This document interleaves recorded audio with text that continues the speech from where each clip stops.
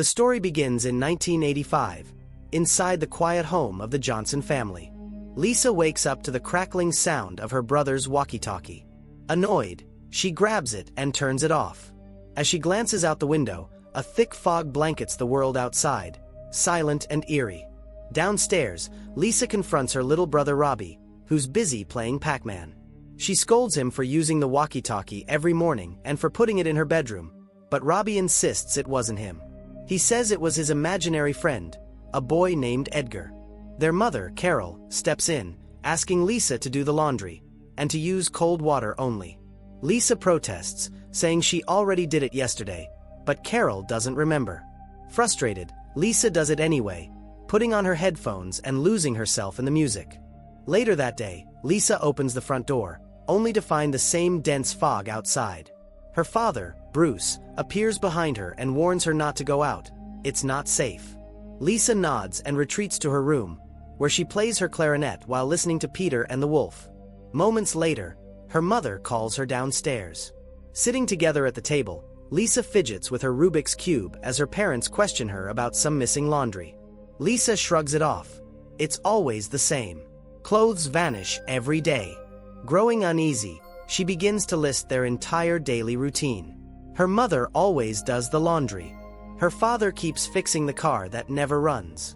Breakfast is always pancakes, lunch is mac and cheese, and dinner is meatloaf. At 8 p.m., they watch the same TV show, go to bed. And the next day, it all starts again. Her father insists that tomorrow they'll go to work and school, but Lisa interrupts. There's no school. There's no work, she says firmly. Carol reminds her that tomorrow is her birthday, but Lisa shakes her head. Her birthday won't come. It never does. Her father looks confused, unable to process her words. He asks if she's just bored with her life. But Lisa snaps, finishing her Rubik's Cube as frustration rises in her voice. As her parents remain unable to remember or understand that something is terribly wrong. The tension is broken when Robbie timidly interrupts, begging Lisa to stop. But deep down, Lisa knows something is terribly wrong in their house. Next, a montage shows the Johnson family moving through their daily routines exactly as Lisa described. Everyone seems cheerful, doing their usual activities, but Lisa stays distant, fully aware of the endless repetition. When morning comes, it proves she was right. Robbie's voice echoes through the walkie-talkie, saying the same lines he did the day before. Lisa looks out the window once more, and the thick fog is still there. Downstairs, the same conversation about the laundry happens again, and Lisa ends up doing the chore once more. She's stuck repeating it every single day. While doing the laundry, she suddenly hears something that makes her pull off her headphones and stop the machine. She glances around the room, uneasy, and tries to move the washer. Without warning, the dryer lid slams shut by itself. Startled, she runs out of the room in fear. A few seconds later, the landline rings. Lisa rushes to answer it, but all she hears is static. Later, as she plays her clarinet again, a ghostly voice whispers her name. Lisa freezes, heart pounding, as the sound echoes through the room. She realizes it's coming from the ventilation shaft, and from inside, she can hear her own clarinet music being played back to her.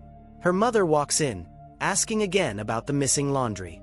Lisa gives the same response she's given countless times before. The same routine, the same questions, over and over again. It's unsettling to think how many times she's lived through this same day. That night, Lisa lies awake in bed, restless. Suddenly, she notices a dark figure standing behind her door. When she sits up, the shape slowly moves away. Fear rushes through her, but she forces herself to get up and follow it. She approaches a room with the door slightly open, but as soon as she reaches for the handle, it slams shut on its own. Terrified, Lisa runs back to her bedroom and hides under the covers. The next morning, the same day begins all over again. Lisa goes back to check behind the washing machine. This time, she manages to move it without anything strange happening. Behind it, she discovers a small hidden door, one that looks just big enough for someone small to crawl through. She tries to open it, but it won't open. Even though she couldn't open the hidden door, Lisa feels she's finally made some progress. Later, as she plays her clarinet, she hears strange noises coming from the ceiling. Grabbing her courage, She rushes back to the room with the door upstairs, determined not to let it shut on her again. She's not giving up this time. Inside, she spots a cassette lying on the floor, labeled Moving Day. Curious, she takes it to the VCR and presses play. The screen flickers to life, showing the year 1984, her family standing outside their home, smiling as her father proudly announces it's their new house. Lisa rewinds the tape, studying every frame carefully. Then, something catches her eye. A dark, shadowy figure standing inside the house, watching.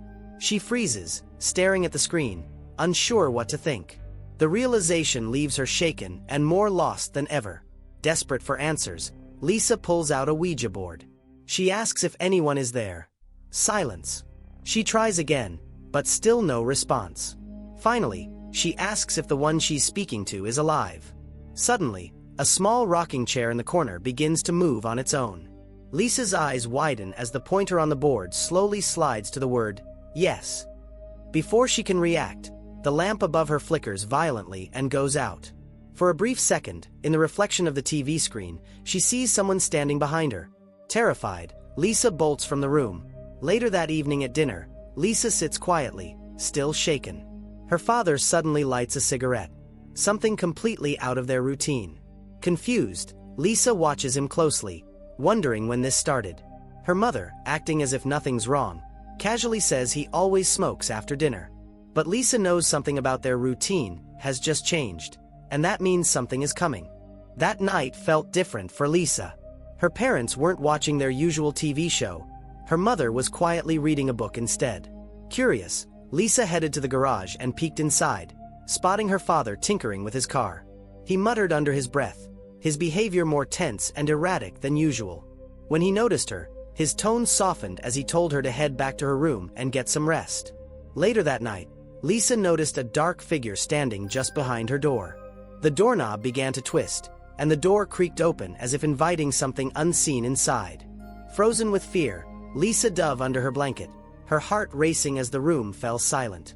A faint, eerie voice whispers her name again. Trembling, she stammers, "Who are you? Why are you here? What do you want?"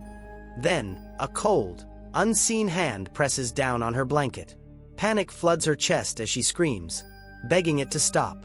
She rips the blanket away, only to find nothing there. By morning, Robbie says something different over the walkie-talkie. Something he's never said before. Downstairs, the tension is worst. Her dad is furious, shouting at her mom, accusing her of stealing from him.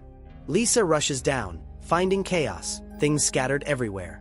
Her dad's rage turns toward her, too. But before the shouting escalates, the doorbell rings. Lisa's heart skips. She begs her mom not to answer, but her mom does anyway. At the door, a man stands claiming to be from the phone company. The moment he steps inside, Lisa's unease deepens. His polite smile feels wrong. When he heads upstairs, an icy dread crawls through her chest. She follows him, only to find him sitting casually on her bed, cigarette in hand. "How long have you been awake?" he asks. Lisa is confused by the question. It doesn't make sense to her, but she still answers, saying, "Maybe a week." Desperate for clarity, demands to know who he really is and what's happening to her. The man slowly removes his sunglasses, meeting her gaze. "Don't listen to the voices that call your name," he warns coldly. "If you try to reach out to anyone, your family will pay the price." He slips his glasses back on, and Lisa gasps. Reflected in the dark lenses is her own face, now hollow-eyed, skeletal. Without another word, the man leaves. Lisa asked herself if she was already dead. At dinner that night, things are wrong again. Her father doesn't light a cigarette like he always does. When she points it out, he just stares blankly, like he doesn't even smoke. Every tiny difference makes her unravel further. She finally storms off, heading straight to the garage. She jumps on her bike, ignoring her dad's warning about the heavy fog outside. She just needs to escape this madness. As she rides, she shouts for help, her voice echoing through the mist. But soon, something even more disturbing happens. No matter how far she goes, she always ends up back at her own house. Her father stands at the door, calling her back inside. She tries again, and again, but every path leads her back to the same place. It's as if the world has folded in on itself, trapping her in an endless loop of time and fear. Back in the attic, Lisa using an Ouija board once more, hoping they'll reveal some clues. But nothing happens. Disappointed, she returns to her bedroom, only to find a girl lying on her bed. As Lisa approaches, the girl suddenly sits up and grabs her hand, begging for help. She tells Lisa to look beneath the floorboards. Before Lisa can react, a man's voice echoes from outside the door, calling for Olivia, the girl in her room. Terrified, Lisa glances at the floor and spots a small hole, but before she can process what's happening, everything goes back to normal and she suddenly lost consciousness. The next morning, Lisa wakes up to her brother repeating routine message. Then she remembers Olivia's words. She lifts the floor mat and finds a hidden photo album beneath it. Inside are old newspaper clippings dating back to 1953, each one reporting a missing girl every 1 or 2 years. Their stories fill the pages. On the very last page, Lisa finds a small key. She uses it to unlock a hidden door behind the washing machine, leading into an old, damp chamber. As she explores deeper, the air grows heavy and wet. She discovers bottles of ether and a pile of girlish trinkets. At the far end, inside the furnace, she spots a young girl pleading for help. Before Lisa can act, the girl bursts into flames inside. Horrified, Lisa flees. During breakfast, the phone rings. Her father answers, then calls for her. It's the same mysterious man. His voice is cold and threatening. He warns Lisa not to meddle or open any locked doors. She tries to speak back, but he hangs up before she can say anything. When she returns to the table, she notices something strange. Her brother's imaginary friend, Edgar, is suddenly sitting beside him. Her parents act like nothing is wrong, but Lisa can clearly see him. Then Edgar turns toward her, whispering that people can only see him when he allows it. Suddenly, time speeds up. Lisa watches in horror as her family's bodies wither and decay before her eyes, until they crumble into dust and drift through the air. Devastated, she cries out for them not to leave her. In the blink of an eye, they reappear, alive and standing before her. Overwhelmed, Lisa runs to them, sobbing with relief. Later, back in her room, she hears a faint voice calling from the air ducts. Guilt fills her. She realizes her choices have altered something fundamental, and she wishes she could restore everything to normal. Sometime afterward, she hears the sound of running water. Curious, she checks the bathroom sink. When she looks up at the mirror, she freezes. Olivia is standing behind her, visible only in the reflection. Lisa reaches out to touch her, but the reflection suddenly shifts, showing her own face instead. In an instant, Lisa is transported to the same house, but in future times. Confused, she steps out of the bathroom and finds a photocopied newspaper on the desk. The headline chills her: "Family murdered on April 23, 1985. It's her family. Downstairs, she sees Olivia's family living through a disturbingly similar situation. Olivia's mom setting the table, her dad angrily fixing the car. When Lisa enters the garage, Olivia's father snaps at her in frustration. The shock makes her faint. When she wakes up, she's back in 1985. Her parents gently guide her to bed to rest. After they leave, Lisa tries calling out to Olivia, but there's no response. Then her brother's voice crackles through the walkie-talkie. He warns that Edgar is coming to punish her. Panicked, Lisa asks where he is. He tells her he's hiding in a secret cave. Desperate to protect him, she searches the underground chamber and even forces herself to enter the furnace. But then her brother admits he lied. He's actually in the attic. Before she can react, a loud clang echoes through the room. The furnace door slams shut, trapping her inside. Lisa pounds on the metal, begging for help, but no one comes. After a moment of terror, she steadies her breath and begins searching for another way out. Lisa digs through the ashes and uncovers a small ring. The moment she picks it up, the furnace vent above her bursts open with a loud clang. Seeing a chance to escape, she climbs up with all her strength and finally pulls herself out. She emerges into a garage she doesn't recognize. As she looks around, she encounters a brown-haired girl frantically trying to break open the garage door. After a moment, Lisa realizes who she is. Frances Nichols, the very first girl who was kidnapped, as shown in the photo album. Frances explains that she was abducted by a man just yesterday and brought to this place. Lisa, putting the pieces together, shows her the ring she found. Frances identifies it immediately. It's hers. Lisa tells her everything she has discovered so far, explaining that they've both been trapped inside the same cursed house. She also realizes the reason she could see Frances was because she was holding her ring. But before Frances can take it back, someone grabs her and drags her out of the garage. The door slams shut on its own, leaving Lisa screaming helplessly. Moments later, her mother appears, holding a pile of laundry and asking what's wrong. Determined to uncover the truth, Lisa searches frantically around the house while her mother looks at her in confusion. Soon, Lisa finds a bottle of ether, the same chemical she saw earlier in the chamber. As she pieces everything together, a horrifying truth dawns on her. Her family was murdered by her father, though he must have been manipulated by someone. Lisa rushes to her brother in the living room and quietly asks if he knows they're all dead. Her brother calmly replies that he does. He realized it when he found his missing glasses. He reassures her that as long as they stay in the house, their lives will continue undisturbed.